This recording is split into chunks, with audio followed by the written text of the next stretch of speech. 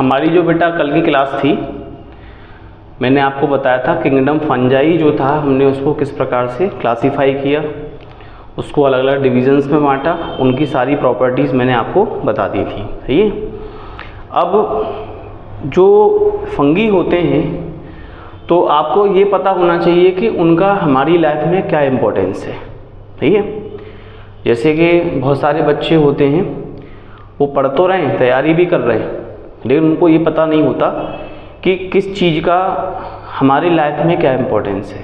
सही है। तो उस चीज़ को समझना थोड़ा आपके लिए बहुत ज़रूरी होता है। जैसे मैंने आपको बताया था कि जो फंगी होते हैं उनका जो पहला मेन इम्पोर्टेंस हमारी लाइफ में जो होता है वो ये होता है कि वो एज ए डिकम्पोज़र काम करते हैं।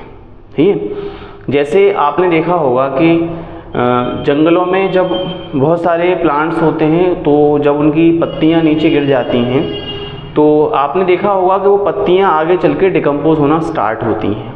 जी, क्योंकि उनमें जो chitin, cellulose, hemicellulose, starch या बहुत सारी चीज़ें होती हैं, तो वो वहाँ पे उसको फंगस जो होते हैं उसे डिकम्पोज करके और ह्यूमस का निर्माण करते हैं। ह्यूमस जो होता है दैट इज़ द मिट्टी का जो अपर सरफेस होता है, समझे, जिसके अंदर ऑर्गेनिक कंटेंट्स ज़्यादा होते हैं, ऑर्गेनिक डेब्रीज होती हैं, तो उसको आप ह्यूमस बोलते हो, जो बहुत ज़्यादा फर्टाइल होता है। और जो प्लांट्स होते हैं वो केवल उसी जगह पे उग सकते हैं जहाँ पर मिट्टी के अंदर ह्यूमस की क्वांटिटी जो है वो अच्छी होती है। समझे। तो हम इस चीज़ को कह सकते हैं कि एक इकोलॉजिकल सक्सेशन भी आप इसको कह सकते हो। अब आप कहेंगे कि सर ये कौन सा नया वर्ड आ गया, इकोलॉजिकल सक्सेशन। ठीक है। तो मैंने आपको बताया, जैसे मान के चलिए आपके पास कोई एक इनफर्टाइल लैंड है जिसको ऊसर ज़मीन हम लोग कहते हैं। तो आपने देखा होगा जो गांव के किसान होते हैं वो सबसे पहले क्या करेंगे, एक ऊसर ज़मीन को चारों तरफ से उसमें पानी भर दिया जाता है, बाउंड्री लगा करके, जैसे मिट्टी की चारों तरफ से बाउंड्री करके उसमें वो पानी भर देते हैं और पानी को भर के वहाँ पे वो छोड़ देते हैं। उसके बाद उस ज़मीन के पानी के अंदर आप देखोगे उसमें बहुत सारे सड़े गले पेड़ पौधों की पत्तियाँ, ये सारी चीज़ें उसमें डाली जाती हैं।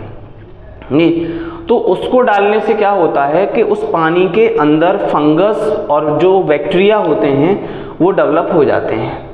समझिए। जब वो डेवलप हो जाएंगे तो जो मिट्टी के अंदर जो टॉक्सिक सब्सटेंसेस थे जिसके वजह से वो इनफर्टाइल थी, मतलब उपजाऊ नहीं थी, वो धीरे धीरे जो माइक्रोबियल वर्ल्ड होता है हमारा, ये जो सूक्ष्म जीव होते हैं, फंगस और बैक्टीरिया, ये क्या करते हैं, उसको डिकम्पोज करना स्टार्ट कर देते हैं और उसके बाद वो जो मिट्टी है वो पूरी तरह से फर्टाइल हो जाती है, मतलब उपजाऊ हो जाती है। फिर वहाँ पे छोटे छोटे पौधे उगना शुरू हो जाते हैं और फिर आगे चल के वो बड़े बड़े पौधों में कन्वर्ट हो जाते हैं। तो इस तरह से जो एक कह सकते हो कि एक सिस्टमेटिक जो एक कह सकते हो अनफर्टाइल लैंड को फर्टाइल लैंड बदलना, इसको हम लोग इकोलॉजिकल सक्सेशन कहते हैं। ये क्योंकि वहाँ पे कोई ना कोई इकोसिस्टम हमको डेवलप करना होता है। तो हम ये देखेंगे कि जो फंगस होते हैं इनका इकोलॉजिकल सक्सेशन में बहुत ज़्यादा इम्पोर्टेंस रहता है। ये तो सबसे पहले आपको समझना है कि जो इम्पोर्टेंस है वो फंगस का क्या है। तो पहला इम्पोर्टेंस मैंने अभी आपको डिस्क्राइब किया है कि जो फंगस होते हैं these are known as the well decomposers in our society और in our living world. Clear.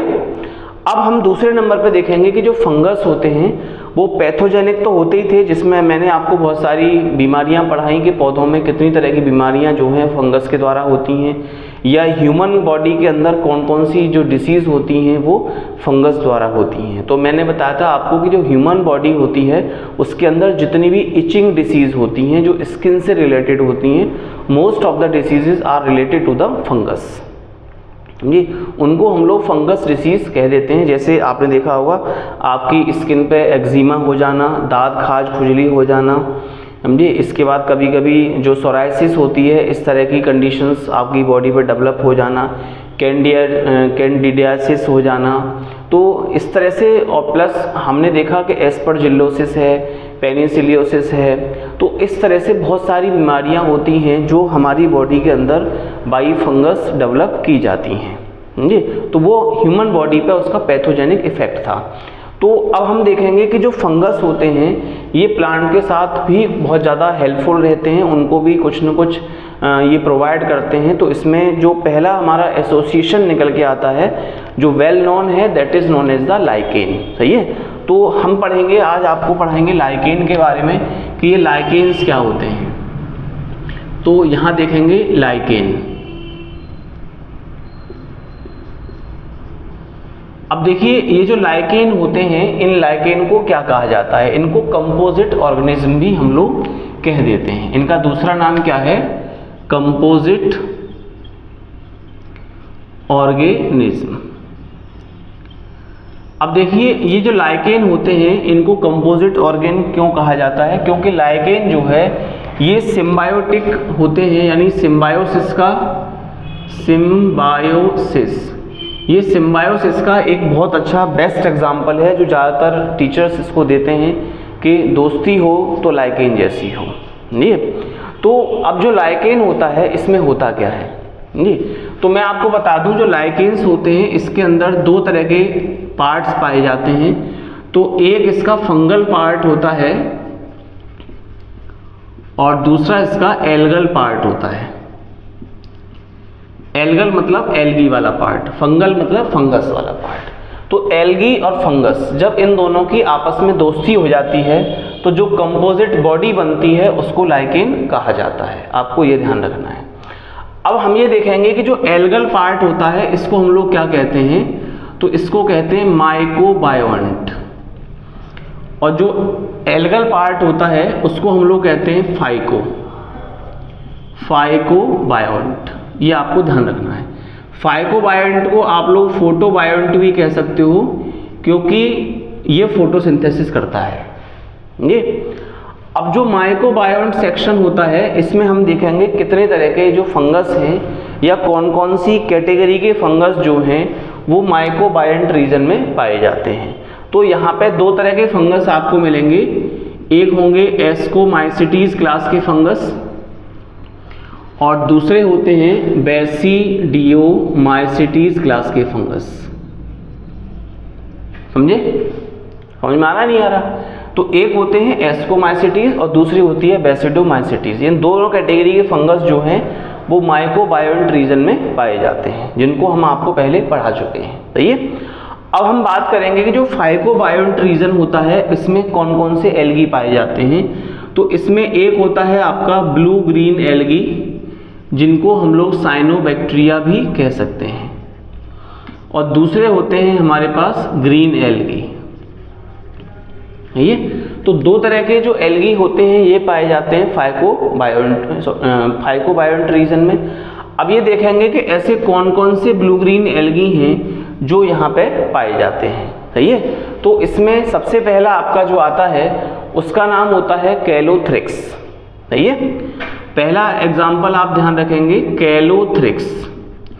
कैलोथ्रिक्स नाम का पाया जाता है। नॉनस्टॉक जो है वो भी इसमें पाया जाता है। नॉनस्टॉक के अलावा अगर आप देखेंगे तो सिस्टेनीमा एल्गी जो मैंने आपको पढ़ाया था, सिस्टेनीमा ब्लू ग्रीन एल्गी, तो वो भी इसमें पाया जाता है, सिस्टेनीमा। तो इस तरह से हम देखेंगे। अब ग्रीन एल्गी की बात करते हैं। ग्रीन एल्गी में कौन कौन सा मिलेगा, तो इसमें एक आता है ट्रेबॉक्सिया,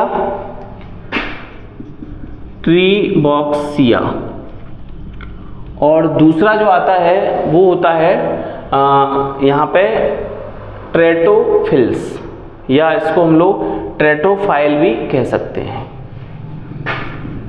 ट्रेटोफाइल। क्लियर? तो आपने देखा कि ये दोनों का कॉम्बिनेशन है। अब इसमें होता क्या है मैं आपको बता दूं थोड़ा सा, कि जो फंगस होते हैं ये मिट्टी से अपने हाइफी की हेल्प से मिट्टी के अंदर जो मिनरल्स होते हैं ये उनको एब्जॉर्ब करके एल्गल को प्रोवाइड करते हैं, मिनरल्स को एब्जॉर्ब करते हैं और वाटर को भी ये एब्जॉर्ब करते हैं। बदले में जो एल्गी पार्ट होता है ये फोटोसिंथेसिस करता है और वहाँ से अपना खाना बनाता है। तो एल्गी जो होते हैं वो फंगस को फूड प्रोवाइड करते हैं, बदले में जो फंगस होते हैं वो एल्गी को मिनरल और वाटर प्रोवाइड करते हैं। सही है, तो इस तरह से ये जो रिलेशनशिप होती है दोनों तरफ से प्रॉफिट में होती है, ये एक दूसरे को प्रॉफिट देते हैं। और इस रिलेशनशिप को बायोलॉजी में जहाँ दोनों चीज़ें एक दूसरे को प्रॉफिट दे रही होती हैं उसको सिम्बायोसिस कहा जाता है, या सिम्बायोंट इनको कहा जाता है। इस तरह के जो ऑर्गेनिज्म होती हैं या जो बॉडीज़ होते हैं उनको सिम्बायोंट कहा जाता है। क्लियर? तो आपको समझ में आ गया होगा, अगर प्लस प्लस रिलेशनशिप होती है तो that is known as the symbiosis, उसको हम लोग सिम्बायोसिस कहेंगे। हिंदी में कहा जाता है इसको सहजीविता। सही है। अब हम ये देखेंगे कि जो हमारे लाइकेन्स होते हैं वो कितने प्रकार के होते हैं। सही है। तो अगर मैं टाइप्स ऑफ लाइकेन्स को देखूंगा तो हम इसको यहाँ से थोड़ा सा क्लासीफाई कर लेते हैं। तो पहला हमारा जो क्लासिफिकेशन होगा वो होगा on the basis of habitat, यानी ये किस तरह के हैबिटेट में रहते हैं उसके हिसाब से अगर हम इसको क्लासीफाई करेंगे। तो मैंने आपको पहले बताया था जैसे फंगस को हमने क्लासीफाई किया था, ऐसे ही अब हम लाइकेन्स को क्लासीफाई करेंगे on the basis of habitat. सही है। तो इसमें पहला जो आता है उसको हम लोग बोलते हैं कॉर्टिबोलस। कॉर्टिबोलस जो होता है ये आपका पाया जाता है जो प्लांट के कॉर्क होते हैं, यानी पौधों की जो छाल होती है तो ये उसके ऊपर पाया जाता है, यानी बार्क पे। सॉरी, कॉर्क नहीं होगा, उसको हम लोग क्या बोलेंगे, बार्क बोलेंगे, क्योंकि कॉर्क जो है वो तो अंदर का हिस्सा हो गया। सही है। अब हम देखेंगे कि ऐसे कौन कौन से लाइकेन हैं जो पौधों की बार्क पे पाए जाते हैं। तो उसमें पहला जो एग्जाम्पल आता है दैट इज द असनिया। इसको हम लोग क्या बोलते हैं, असनिया। और जो दूसरी कैटेगरी इसकी होती है उसको पार्मेलिया कहा जाता है। पार्मेलिया, समझे? ये चीज़ लिख लो बेटा, ये कि नेट एग्जाम में भी पूछी जाती है, नीट के एग्जाम में भी पूछी जाती है, प्लस जो CUET का आजकल एग्जाम हो रहा है सेंट्रल यूनिवर्सिटियों के लिए जो कॉमन एंट्रेंस एग्जामिनेशन है, तो ये उसमें भी पूछी जाता है। सही है। अब हम देखेंगे कि एक और कैटेगरी होती है जिसको बोलते हैं लिग्निकोलस। लिग्निकोलस कह सकते हो या लिग्नी बोलस इसको कह सकते हो। तो जो लिग्निकोलस होते हैं तो लिग्निकोलस में कौन कौन सी कैटेगरी यहाँ पे आ जाती है। सही है। तो हम देखेंगे कि ये पहले तो देखो कहाँ पाया जाता है। लिग्निन जो होती है वो वुड में पाई जाती है, लकड़ियों में। तो इसका मतलब है कि लकड़ियाँ जो होती हैं पौधों की ये उसके अंदर पाया जाता है, ये या आप देखेंगे उसके अंदर वाली सतह पर मिलता है। अब इसमें कौन सा आएगा, तो इसमें जो कैटेगरी रखी गई है उसका नाम है साइफेलियम। उसका नाम क्या है, साइफेलियम। तो साइफेलियम नाम का जो लाइकेन होता है वो लिग्निकोलस कैटेगरी में आता है। अब एक आता है सेक्सिकोलस। सेक्सिकोलस जो होता है, अब देखिए जो सेक्सी जो शब्द यहाँ पे दिया गया है that is for the root, sorry rock. तो ये किसके लिए है, रॉक के लिए है। जो चट्टानें होती हैं, तो जैसे आपने देखा होगा कुछ पहाड़ी एरियाज जो होते हैं जहाँ पत्थर होते हैं, तो पत्थरों की चट्टानों पे सेक्सिकोलस नाम के जो लाइकेन्स होते हैं वो पाए जाते हैं। जब ये वहाँ पे पाए जाएंगे तो इनका वहाँ पे काम क्या होगा, ये चट्टानों से जो मिनरल्स होते हैं उनको लेते हैं और अपनी ग्रोथ करते हैं। ग्रोथ करने के बाद ये चट्टानों को दरदरा बना देते हैं, जिससे चट्टानें जो होती हैं वो मतलब डिसइंटीग्रेट होना शुरू हो जाती हैं और उसकी वजह से मिट्टी का निर्माण शुरू होता है और जो मिट्टी होती है वो बहुत ज़्यादा उपजाऊ होती है। आपने देखा होगा जैसे अगर हम अपने भारत की बात करें तो हमारे भारत का जो नॉर्थ इंडियन रीजन है ये गंगा यमुना जो नदियां हैं जो हिमालय पर्वत से निकलती हैं उनके द्वारा लाई गई मिट्टी से बना हुआ है जी। तो अगर आप बात करेंगे कि जो हिमालय है तो हिमालय पर्वत पे ये जो मिट्टी है वो किस प्रकार से जनरेट हुई होगी, तो उसका सबसे बड़ा रीज़न रहा होगा सेक्सिकोलस नाम के लाइकेन्स, समझे। तो इन्होंने वहाँ पे जो बड़े बड़े पथरीले पहाड़ थे उनका इन्होंने डिसइंटीग्रेशन किया। डिसइंटीग्रेशन करने के बाद वो मिट्टी में कन्वर्ट हो गए और आज आप देखते हो कि वहाँ से गंगा यमुना का जब पानी ऊपर से नीचे की तरफ आता है तेज फ्लो के साथ में, तो वो मिट्टी जो होती है वो बह के पानी के साथ आ जाती है, जिससे हमारा जो नॉर्थ इंडियन जो प्लेट है तो इसको गंगा यमुना का कह सकते हो कि द्वारा लाई गई जो मिट्टी है उसके द्वारा ये बना हुआ है, जहाँ पे बहुत ज़्यादा मात्रा में हम लोग एग्रीकल्चर जो है उसको करते हैं। क्लियर। तो आपको समझ में आ गया होगा कि पहाड़ों का डिसइंटीग्रेशन करने में सेक्सिकोलस नाम के जो लाइकेन्स होते हैं उनका बहुत ज़्यादा इम्पोर्टेंस रहता है। सही है। तो इसमें हम लोगों ने किस कैटेगरी के लाइकेन्स को रखा गया है, तो वो जो लाइकेन है उनका नाम होता है डर्मेटोकार्पोन। सही है। तो पहला नाम क्या है आपका, डर्मेटोकार्पोन।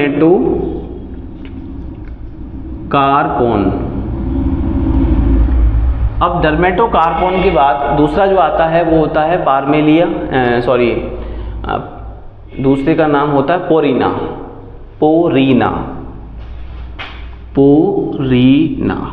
सही है, क्योंकि ये पोर जनरेट करता है उसके अंदर। अब हम देखेंगे और कौन सी कैटेगरी होती है, तो उसको कहा जाता है टेरिकोलस। अब टेरिकोलस जो होता है ये ग्राउंड पे पाया जाता है। ग्राउंड, टेरिस्ट्रियल का मतलब होता है ग्राउंड, तो टेरिकोलस शब्द वहीं से बना है।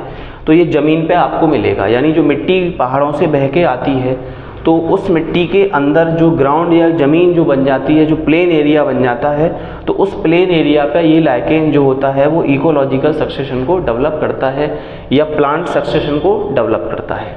यही है कि पौधे की जब शुरुआत होती है पौधे उगने की किसी भी प्लेन ग्राउंड पे, तो सबसे पहले हमने देखा कि वहाँ पे लाइकेन कॉलोनी डेवलप होती हैं। लाइकेन कॉलोनी के बाद वहाँ पे फिर एल्गल कॉलोनी यानी एल्गी डेवलप होते हैं। एल्गी के बाद फिर वहाँ पे ब्रायोफाइट्स डेवलप हो जाते हैं, फिर टेरिडोफाइट्स, जिम्नोस्पर्म एंड एंजियोस्पर्म। इस तरह से हमारा जो किंगडम प्लांटी है वो पूरी तरह से वहाँ पे डेवलप हो जाता है। क्लियर।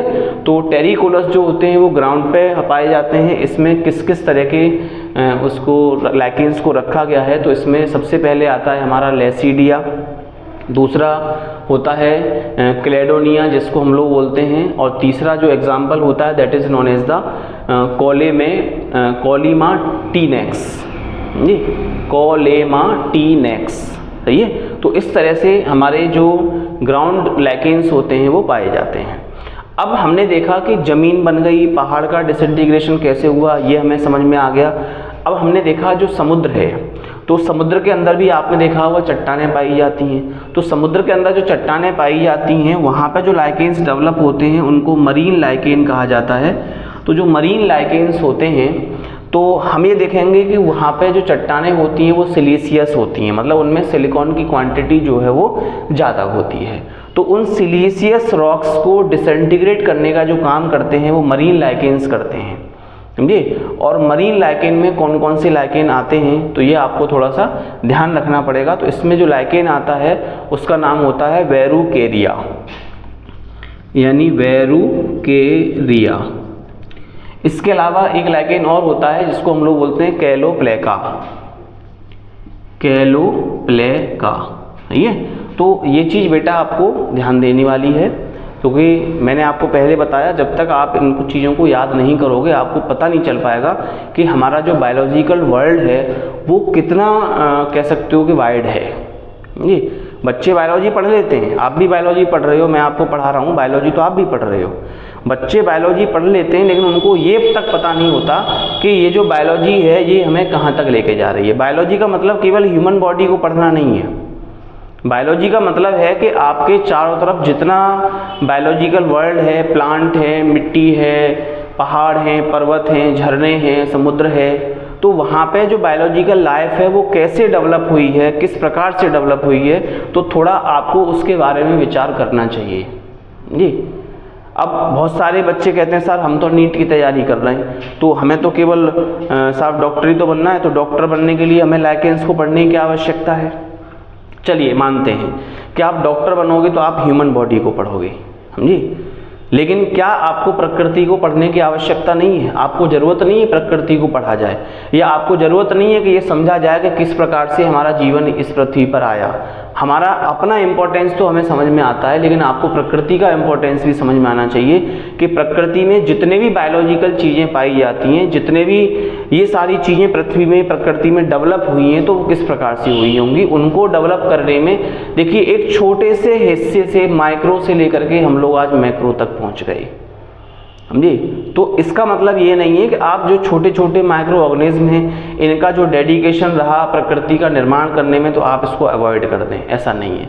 क्योंकि हमें जितने भी माइक्रो ऑर्गेनिज्म होते हैं सबका रेस्पेक्ट करना होता है, यही एक अच्छे और सच्चे बायोलॉजिस्ट की पहचान होती है।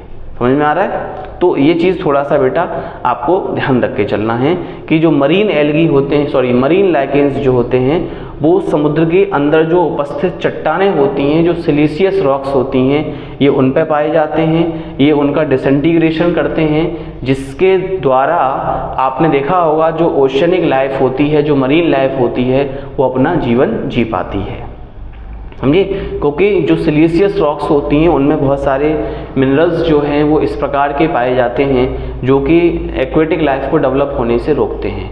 तो वहाँ पे ये जो मरीन लाइफ सक्सेशन होता है ये उसको वहाँ पे डेवलप करते हैं। अब आपने देखा होगा जो फ्रेश वाटर होता है, तो जो फ्रेश वाटर होता है, तो फ्रेश वाटर में भी आपने देखा होगा वहाँ पर भी जो हार्ड सिलिशियस रॉक्स जो हैं वो पाई जाती हैं। तो उन हार्ड सिलिशियस रॉक्स में क्या होता है कि वहाँ पे भी हमें लाइकेंस की आवश्यकता पड़ती है ताकि फ्रेश वाटर के अंदर भी एक्वेटिक लाइफ डेवलप हो सके। तो उसके लिए जो रॉक यहाँ पे जो लाइकेंस होते हैं, तो उसमें सबसे जो इम्पोर्टेंट लाइकेन होता है उसका नाम होता है हाइमेनेलिया। उसका नाम क्या होता है? हाइमेनेलिया, सही है। तो इस तरह से आपने पढ़ा कि जो लाइकेंस थे उनको हमने हैबिटेट के हिसाब से किस तरह से डिस्ट्रीब्यूट किया, सही है। अब हम देखेंगे कि बेस्ड ऑन दूसरा जो हमारा आता है मॉर्फोलॉजी। जी, मॉर्फोलॉजी हम आपको पहले बता चुके हैं कि मॉर्फोलॉजी का मतलब क्या होता है कि जो इनका बॉडी स्ट्रक्चर है वो किस प्रकार का होता है, इसके हिसाब से अगर हम लाइकेन को क्लासीफाई करें तो लाइकेन कितने तरह के होंगे, सही है। तो पहला जो लाइकेन आता है उसका नाम होता है क्रस्टिकोज। अब जो क्रस्टिकोज लाइकेन होता है या क्रस्टिटोज जिसको हम लोग बोलते हैं, क्रस्टोज आप इसको कह सकते हो, इसका दूसरा नाम क्या है? क्रस्टोज। तो जो क्रस्टोज लाइकेन होता है वो किस प्रकार का, देखिए यहाँ पर एक शब्द आ गया क्रस्ट। क्रस्ट का मतलब होता है अर्थ का अपर सरफेस। तो ये पृथ्वी के अपर सरफेस में एक थिन लेयर बनाते हैं, सही है। तो ये थिन लेयर की फॉर्म में पाए जाते हैं। अब इसमें कौन कौन से एग्जाम्पल आएंगे ये आपको थोड़ा सा यहाँ पे ध्यान देना है। तो स्ट्रिंग में इसमें जो एग्जाम्पल आता है वो होता है आपका ग्रेफिस, समझे। और राइजोकार्पम, इसमें एक एग्जाम्पल है राइजोकार्पोन, समझे। इसके अलावा इसमें आपका आता है ग्रेफिस हो गया, राइजोकार्पोन हो गया, और एक होता है स्ट्रिगसिला,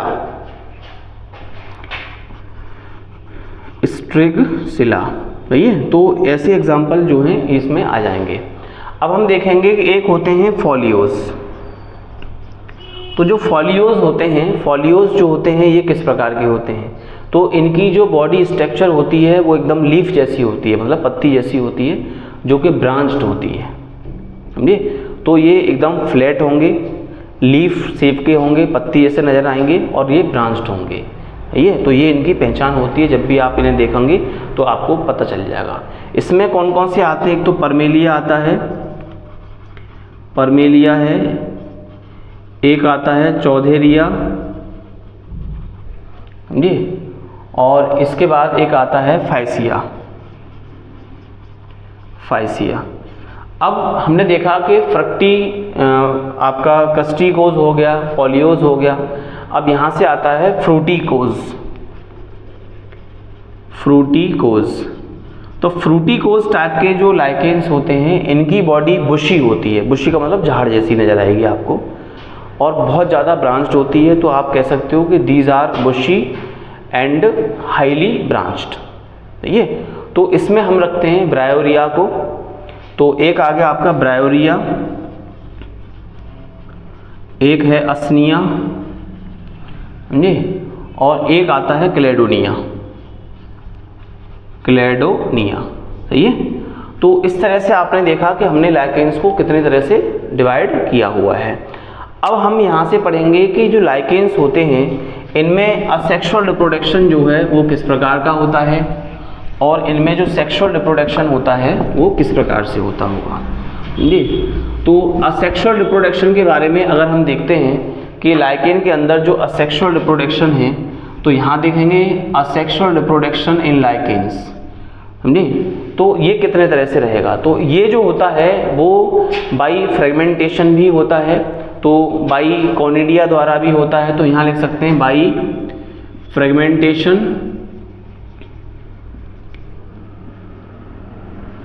कॉनिडिया, और इसके अलावा सॉरिडिया द्वारा भी इनमें होता है, सॉरिडिया के अलावा आप देखेंगे एक और इसमें होता है जिसको हम लोग बोलते हैं आइसीडिया, इसीडिया आप इसको कह सकते हो, इसीडिया। क्लियर? तो 4 तरह से इनमें असेक्सुअल रिप्रोडक्शन होता है, by fragmentation, by conidia, by soredia, by isidia. अब जो सेक्सुअल रिप्रोडक्शन है वो किस प्रकार से होता होगा, तो देखिए मैंने आपको बताया कि जो सेक्सुअल रिप्रोडक्शन इसके अंदर होता है वो केवल जो इसकी माइक्रोबायोट जो पार्ट होता है जिसमें फंगस पाए जाते हैं, केवल उन्हीं में असेक्सुअल रिप्रोडक्शन होता है। ठीक है, जो फाइकोबायोट पार्ट है उसके अंदर असेक्सुअल रिप्रोडक्शन नहीं होता है, समझे। तो इस तरह से हमने रिप्रोडक्शन पढ़ लिया। अब हम ये देखेंगे कि इनका इम्पोर्टेंस क्या है, यानी जो लाइकेन है वो हमारी लाइफ में क्या क्या इम्पोर्टेंस रखते हैं। ठीक है, तो इनका पहला जो इम्पोर्टेंस होता है वो क्या होता है कि these are the pioneer of colonisers of the rock habitats. ठीक है, यानी जैसे मैंने आपको पहले बताया कि जो चट्टानों वाली जगह होती है जहाँ पे कि पौधों की लाइफ पॉसिबल नहीं है, पौधे उग नहीं सकते या कोई भी वनस्पति जो है जहाँ डेवलप नहीं हो सकती है, तो वहाँ पे ये पायोनियर होते हैं। ये सबसे पहले वहाँ पे जो रॉक्स होती हैं उनको डिसइंटीग्रेट करते हैं, उनसे मिनरल लेते हैं, उनको डिसइंटीग्रेट करते हैं एक एसिड को रिलीज़ करके, और उसके बाद वहाँ पे जब मिट्टी बन जाती है तो उस मिट्टी के अंदर छोटे छोटे एल्गी डेवलप होते हैं। उसके बाद छोटे छोटे प्लांट्स जो हैं वहाँ पे डेवलप होना शुरू हो जाते हैं, ये रॉकी एरियाज़ में। इसके अलावा ये कह सकते हो कि जो हमारा ये बायो इंडिकेटर की तरह से भी काम करते हैं फॉर द एयर पॉल्यूशन। नहीं, जैसे आपने देखा होगा जब आजकल जो इंडस्ट्री है बहुत ज़्यादा मात्रा में बढ़ रही है, क्योंकि हमारा देश धीरे धीरे विकसित होता चला जा रहा है, तो हम ये देखेंगे कि वहाँ पे जैसे जैसे इंडस्ट्रीज़ बढ़ रही हैं उसी हिसाब से इंडस्ट्रीज़ से निकलने वाली जो हार्मफुल गैसेस हैं, जैसे कि आपका SO2 हुआ, सल्फ़र डाइऑक्साइड है, NO2, N2O, ये सारी गैसेस वहाँ पे निकलती हैं। तो वो जो गैसेस होती हैं वो एयर को पॉल्यूटेड बना देती हैं। तो उस एयर पॉल्यूशन वाली जगह पे अगर आप देखेंगे कि जो लाइकेन है वहाँ पे उनका क्या रोल रहता है, तो अगर जहाँ पे एयर पॉल्यूशन ज़्यादा होगा तो वहाँ पे जो लाइकेन कॉलोनीज़ होंगी वो ज़्यादा मात्रा में डेवलप हो जाएंगी। जी, तो हम ये कह सकते हैं कि जो लाइकेन है वो as a bioindicator of air pollution के रूप में भी कार्य करते हैं। ठीक है, इसके अलावा देखेंगे कि कुछ लाइकेन ऐसे होते हैं जिनका यूज़ जो है वो एज ए फूड के रूप में किया जाता है। जैसे आपने सुना होगा आइसलैंड मॉस। तो आइसलैंड मॉस जो होते हैं इनका जो नाम होता है इसको सेंट्रिया बोलते हैं हम लोग, सेंट्रारिया। ठीक है, तो इन्हें आइसलैंड मॉस कहा जाता है। तो जहाँ आइसलैंड पर रहने वाले जो जीव जंतु होते हैं, तो वहाँ जो जीव जंतु पाए जाते हैं वो इसका यूज़ एज ए फूड के रूप में करते हैं। इसके अलावा आपने देखा होगा कुछ स्टोन मशरूम के नाम से चीज़ें होती हैं जो हम लोग खाते हैं। तो स्टोन मशरूम्स जो होते हैं वो भी लाइकेन्स होते हैं, जिसमें हम लोगों ने रखा है डर्मेटोकार्पोन। तो डर्मेटोकार्पोन जो होता है उसको स्टोन मशरूम के नाम से जानते हैं, वो एज ए फूड के रूप में इस्तेमाल किया जाता है।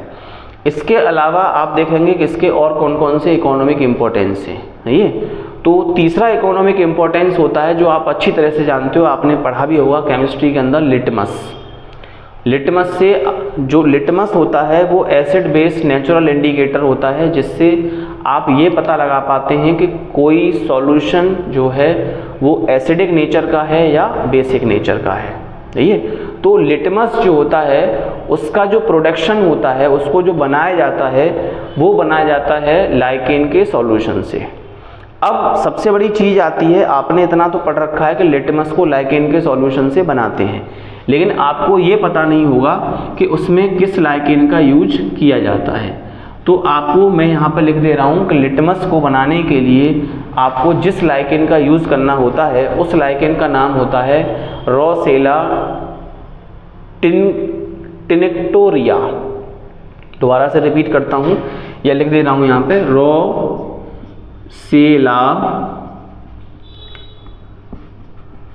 टिनिक्टोरिया।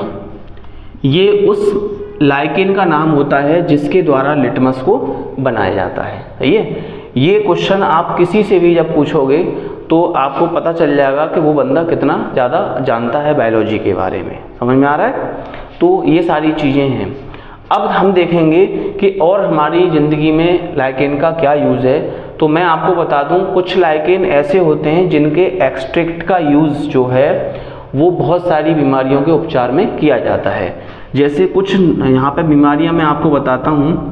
जैसे आपने देखा होगा हाइड्रोफोबिया। हाइड्रोफोबिया को रेबीज भी बोल देते हैं, जो कुत्ता बिल्ली बंदर के काटने से इंसानों के अंदर फैलती है। ये एक वायरस डिसीज़ है, वायरस के द्वारा होती है और इस डिसीज़ में आदमी को पानी से डर लगता है। ठीक है, इसलिए इसको हाइड्रोफोबिया कहा जाता है। अब जो हाइड्रोफोबिया अगर किसी को हो जाता है तो अगर उसका उपचार अगर आपको करना है तो उसके लिए कौन से लाइकेन का आपको प्रयोग करना पड़ेगा, तो उसका नाम होता है पेल्टीगारा।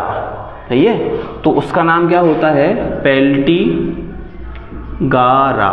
तो पेल्टीगारा नाम का जो लाइकेन होता है, अगर आप उसका एक्सट्रैक्ट निकाल करके उसको मरीज को पिला देते हैं तो उसका हाइड्रोफोबिया जो है वो ठीक हो जाता है।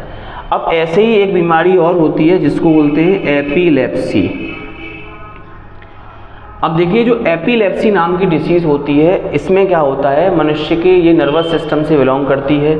इसका संबंध थोड़ा ब्रेन से भी होता है। तो इसमें क्या होता है, आपके हाथ पैरों के अंदर इस तरह से वाइब्रेशन जो है वो स्टार्ट हो जाता है।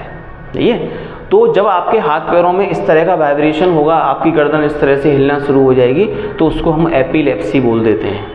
सही है, स्टार्टिंग स्टेज जो है वाइब्रेशन से होती है, उसके बाद फिर आपका वाइब्रेशन बढ़ता ही चला जाता है। आदमी अपने हाथ से पानी तक नहीं पी सकता, ये उस लेवल तक पहुंच जाती है। तो अगर हमें इसका उपचार करना है तो इसके लिए आपको पार्मेलिया नामक जो लाइकेन होता है उसका आपको प्रयोग करना होता है। सही है, अब देखिए, आपने एक रोग सुना होगा टीबी, जो बैक्टीरिया से होता है।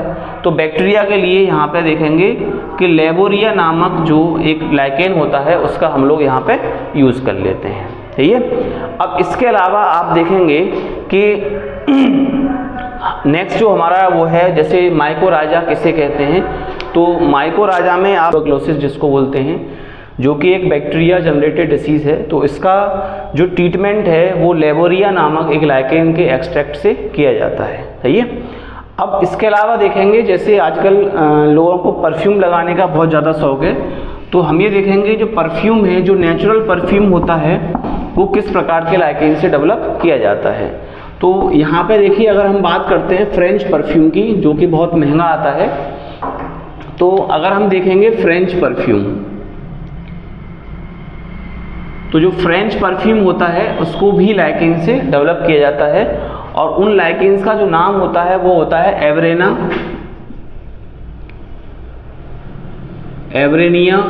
सही है, और एक होता है लोबेरिया। तो ये दो लाइकेन ऐसे होते हैं जिनका एक्सट्रैक्ट अगर हम लोग निकाल लेते हैं तो वो एज ए परफ्यूम के रूप में हमारे लिए काम करता है। तो इस प्रकार से हमने देखा कि लाइकेन का हमारी लाइफ में क्या इम्पोर्टेंस है। तो इसमें से कुछ क्वेश्चंस जो है वो बहुत ज़्यादा पूछे जाते हैं। जैसे कि मैंने आपको बताया, लाइकेन जो है वो as a air pollution indicator के रूप में काम करते हैं। ये क्वेश्चन कई बार नीट एग्जाम में पूछा गया है। सही है, अब यहाँ से हमारा जो नेक्स्ट टॉपिक होगा that is known as the mycorrhiza.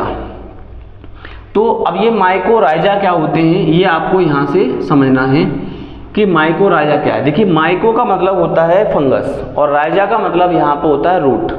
तो इसको हम लोग फंगस रूट के नाम से भी जान सकते हैं, फंगस रूट यानी फंगस। अब ये बनेगा कैसे, देखिए, कुछ पौधे ऐसे होते हैं जिनकी रूट के अंदर फंगस कॉलोनी पाई जाती हैं। तो इस प्रकार की रूट्स को हम लोग क्या कह देते हैं, माइकोराइजा कह देते हैं। अब जो माइकोराइजा होते हैं वो दो प्रकार के होते हैं। एक होता है आपका एक्टोमाइकोराइजा और दूसरा होता है आपका एंडोमाइकोराइजा। यानी कुछ प्लांट्स ऐसे होते हैं जिनकी रूट्स की अपर सरफेस पे फंगल कॉलोनी जो है वो पाई जाती हैं, तो इस प्रकार के माइकोराजा को एक्टोमाइकोराजा कहा जाता है।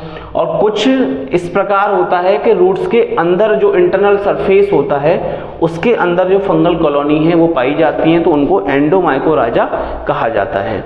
तो इस प्रकार के जो प्लांट्स होते हैं जिनमें कि फंगस रूट्स पाई जाती हैं, तो ऐसे जो पौधे होते हैं वो मिट्टी के अंदर से मिनरल को इजीली एब्जॉर्ब कर सकते हैं।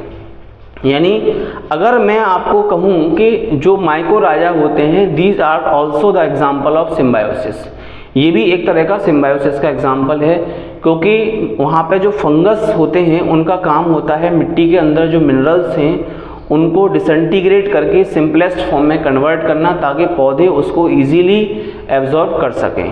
है ये बदले में पौधों से वो अपना न्यूट्रिशन जो है वो पौधों से ले सकते हैं, प्लस पौधों को भी वो कुछ देते हैं, पौधों से कुछ लेते हैं, तो इस प्रकार से दोनों प्रॉफिट में बने रहते हैं। और जब अगर आपसे क्वेश्चन पूछा जाता है कि माइकोराजा जो है वो किस प्रकार की रिलेशनशिप को रिप्रेजेंट करता है, तो माइकोराजा जो है वो सिम्बायोसिस रिलेशनशिप को रिप्रेजेंट करता है। ये चीज़ आपको ध्यान रखनी पड़ेगी। तो इसके साथ हमारा जो इकोनॉमिक इम्पोर्टेंस ऑफ लाइकेन या इकोनॉमिक इम्पोर्टेंस ऑफ फंगस जो है ये टॉपिक हमारा ख़त्म होता है। अब हम कल से जो डिस्कस करने वाले हैं उसमें हम आपको पढ़ाएंगे किंगडम प्लांटी के बारे में। तो किंगडम प्लांटी जो होता है बहुत ज़्यादा विस्तृत है, जिसमें हम लोग एल्गी, ब्रायोफाइट्स, टेरिडोफाइट्स, जिम्नोस्पर्म और एंजियोस्पर्म को पढ़ेंगे। तो मैं बेटा आपको इसको एकदम तरीके से स्टेप बाय स्टेप समझाऊंगा। तो इसको थोड़ा सा आपको सारी जो बच्चे हमको ऑनलाइन देख रहे हैं तो उन बच्चों से मेरा कहना ये है कि आप लोग सारे स्टेप्स को, सारी वीडियोस को तरीके से देखिएगा और उसमें से अपने नोट्स बनाइएगा। ये नोट्स आपको भविष्य में बहुत काम आने वाले हैं, चाहे नीट एग्ज़ाम आप दो, चाहे CUET का एग्ज़ाम आप दो, या आप MSc करने के बाद नेट, UGC नेट, CSIR का एग्ज़ाम भी अगर आप दोगे तो उसमें भी आपको सक्सेस मिल जाएगी जी। क्योंकि ये जो कंपोजिशन मैं आपको बता रहा हूँ, हालांकि थोड़ा आपको लग रहा होगा कि सर हमें इतना डिटेल में क्यों पढ़ा रहे हो, लेकिन आपको पता होना चाहिए कि जब क्वेश्चन जो है वो कहीं से भी आ सकता है जी।